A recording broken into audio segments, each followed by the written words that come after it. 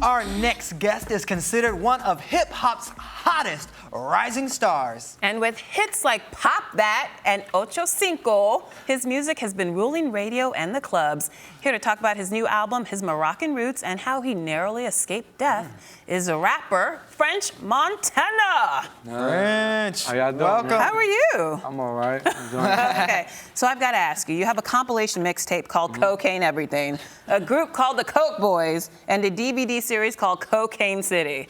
Man. What's up with the Coke, man? You sound bad. We're just giving you a chance to clear it up. Yeah, I just feel like, You're not on drugs, are you? Nah. Okay. I just feel like, it's like we came from the hustle game, and it's just like a potent product we got, just like a metaphor, but we're not trying to like promote, no coke or nothing like that. We just try to keep it positive. Keep it positive. Yeah. So what's it a metaphor for?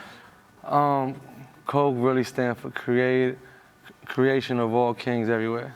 Creation of all kings everywhere. Okay. Now, what about the metaphor, Han? You say that, Han? How you do it? Yeah, you do that in all your songs. I see you all over songs. town doing it. What does that mean? It's my signature. Just a signature. I like it. Yeah, it's my signature. Okay. Sometimes I get a little wasted. I just go hand. Wow, that's where it came from. Now I see. That's exactly where it came Makes from. sense. Okay, I have to ask you about the song Ocho Cinco.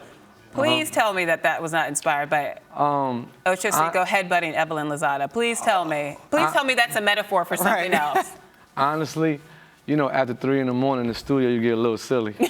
Okay. After, a couple of drinks, after a couple of songs, everybody's sitting there, you just get a little silly. Okay. A little silly. It sounds like you like to do that a lot. Yeah, that's, you just feel you're having fun making music. Yeah. And that's why people really love that song. It's just like, it was like a little funny joke, but it turned out to be a hit. Okay, well, were you having fun when you made your name? Because you're not from France and you're not from Montana, so how did you come up with French Montana? In Morocco, they speak French. So French is a second language. So when I came here, all my homeboys called me French. And Montana just came from, hustling and just, they added a little name to it, sounded cute, and I just kept it. That spiced it up a little. Yeah, spiced it up, add a little. And your real name is actually Karim Karbouche. Yep.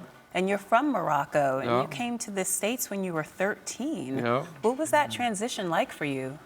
And you moved to the Bronx of all places. You go from Straight to Casablanca to the Bronx. Straight to the South Bronx where rap was created. Coming from a third world country, I feel like it just helped me as far as like building a hustle and just like having a whole different mentality. Because out there you really don't hear about too many people making it. Right. So when I got here, it was just like, I got a little opportunity. Let me take full advantage. And I just went at it. And you've been hustling ever since. Ever since. Like most overnight successes, you've been hitting the streets hard over a decade now. And you even at one point started off selling DVDs, just like mixtapes and different things. So how did that help build a name for yourself?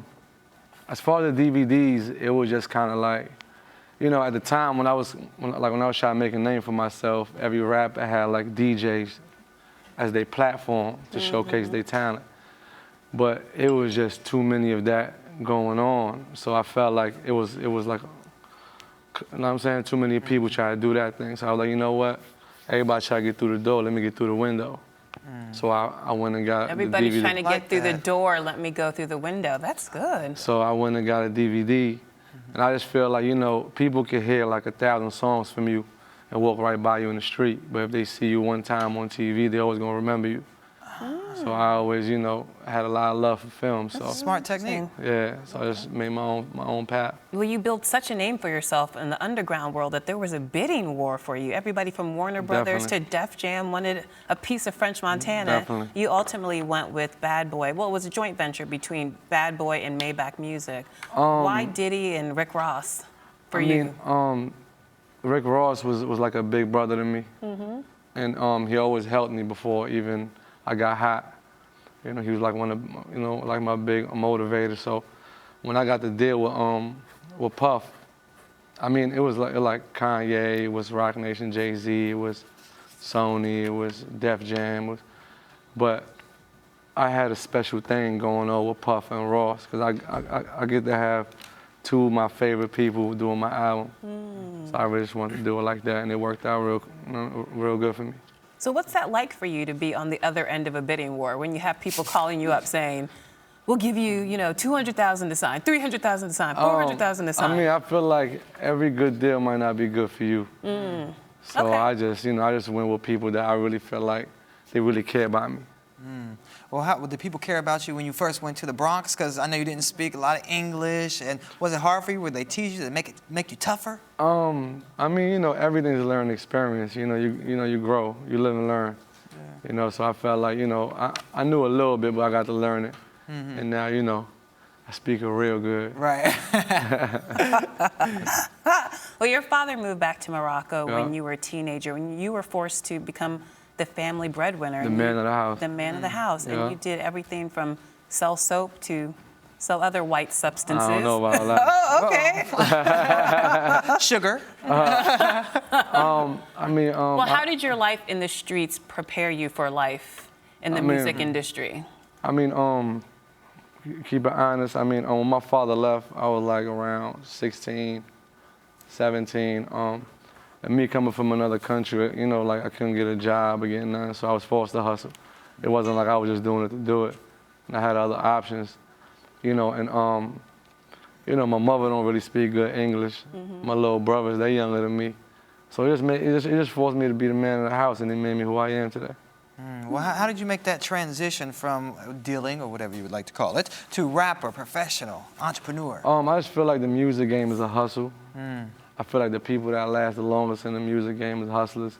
I feel like it's bigger than music. I feel like music is just a platform for you to get to other things. So I feel like the people that last are the people that know how to hustle. So you just consider it same game, different industry? Yeah, you gotta know how to hustle, work your way through. Okay.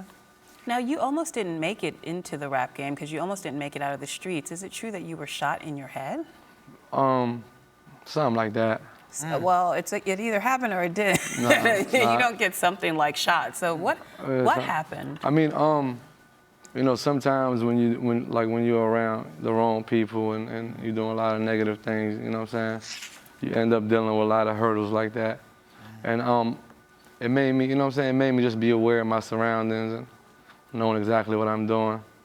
Do you know who shot you? I don't know. You don't know. Does that like make you look at life differently? Did it change your outlook? Honestly, it just made me feel like I got no control over my life. That anything can happen at any given moment. Wow. Okay, well, anything could happen. We're hoping to see more music, but do you ever think that you will come out with, like, since you speak French fluently and you're Arabic, Nah. do you ever consider, come Nah. on, rhyming it? Either no? You stick Not it. at all. Why is that? I just, you know, I just don't like when you do things like that. As Yeah? far as me, you know, I grew up listening to rap in English, so I do it like that. Okay. I read your Fader magazine piece yesterday, and it was so well written and such an emotional You loved journey. it? I was in tears by the end. did? It had a very City of God type, I don't know, feel to it. And it was all about your return to Morocco for the first time in well over a decade. What was it like for you to see your father again after so much time had passed? And what did it feel like to be in the country that birthed you? I mean, honestly, it was breathtaking for me, you know, because my father didn't even know I was coming. I ain't seen him in like 15 years, so I just walked up on him. He didn't even know what's going on. He just lost it. Wow. He was looking at me like in shock. You were You know, a baby then- when he left, and now you're a grown Yeah. man. Then when I walked in the room, he had pictures of me. You know, and I'm like, man. So you know, it was a real special moment. Wow. Are you all still in touch now? Or you? Yeah, definitely. I mean, I'm going over there actually in like 4 or 5 days to see him again. Do you ever wonder what your life would have been like had you stayed in Morocco? Had you never come to the U.S.? Oh, it wouldn't have been nothing. I wouldn't have been able to do nothing. I'd have been in Morocco, trying to find a way to make it. You know what I'm saying? I just felt like I was blessed. You know, not too many people get blessed. Because if I'm not mistaken, I might be the biggest artist that ever came out of Morocco. I think you're right about that. Well, you were born Muslim. Do you still practice that? And how do you balance, you know, the music and your risque lyrics with your faith? Honestly, I am Muslim. I was born Muslim. You know, and I just feel like, you know, like what Kendrick Lamar said, I'm a sinner, Probably gonna sin again. I mean, honestly, I pray, Yeah. you know, and try to do the best I can. I give to the poor, I fast on Ramadan. You know, sometimes I can't do everything, you know, but I do the best I can. So what do you think about all these anti-Muslim sentiments and negative stereotypes associated with the Muslim faith? Do you have any comments about that, or do you rap about any of that? No? Nah, not at all. Okay. I be trying to stay away from the religion. Just being you, huh? Yeah, just be trying to make good music, you know what I'm saying, to my fans and people that go through the same thing I go through so they can relate to me. Yeah. Okay. Well, speaking of good music, what's next for you? Man, everything. Man, we're working on the Coke Boys album. You know, Chinks Drugs. Right now, I just dropped my album. Excuse my French, it's in stores right now. Go get it, download it on iTunes. I mean, you know, everyday opportunities present themselves. So I'm just, you know, staying healthy, staying good. Staying healthy, staying good. And continuing to hustle. Continuing to hustle. All right, well, continue doing it well. What's that thing? do it one Continue to time. hustle, Is that good? You like that? No, you gotta do That was it. a That's what it is. While we teach Lola how to do it, It's the bougie version. keep it locked. You're watching Arise Entertainment 360.